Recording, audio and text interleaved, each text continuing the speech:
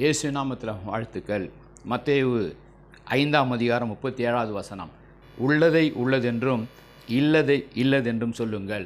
நம்முடைய வாழ்க்கையில் ஆண்டவர் நம்மை ஆசீர்வதிக்க வேண்டும் என்றால், இன்றைக்கு அநேக மனிதர்கள் அநேக பொய்யான காரியங்களை வாழ்க்கையில் அவர்கள் பேசுவது ஒன்று, ஆனால் கடைபிடிக்கிறது வேறாக இருக்கிறது. இப்படிப்பட்ட மனிதர்களை நம்ம பார்த்து கொண்டிருக்கிறோம். பொய்களையே பேசி கொண்டிருக்கிற மனிதர்கள், ஏமாற்றுகிற மனிதர்கள், இப்படியெல்லாம் பார்க்குறோம்.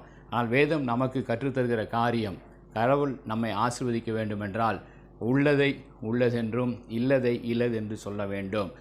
அநேக தடவைகளில் இப்படி தான் மனிதர்கள் பேசுவது, அவர்கள் சொல்லுவது ஒன்று, ஆனால் செய்வது, அவருடைய வாழ்க்கையை நம்ம பார்க்கும்போது அதற்கு எதிர்மறையாக இருக்கிறதை பார்க்குறோம்.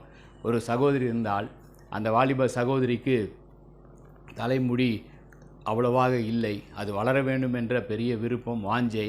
ஒரு நாள் அந்த தெருவில் அவள் ஒரு பெரிய சத்தத்தை கேட்டாள். ஒரு வியாபாரி கத்தி கொண்டு வந்தான்.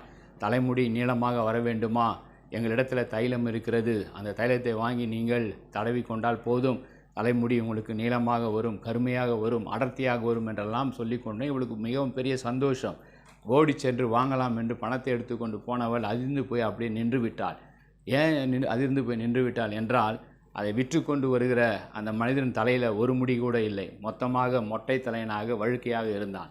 அதனால் அவளுக்கு அந்த இருந்த நம்பிக்கை மொத்தமாக போய்விட்டது.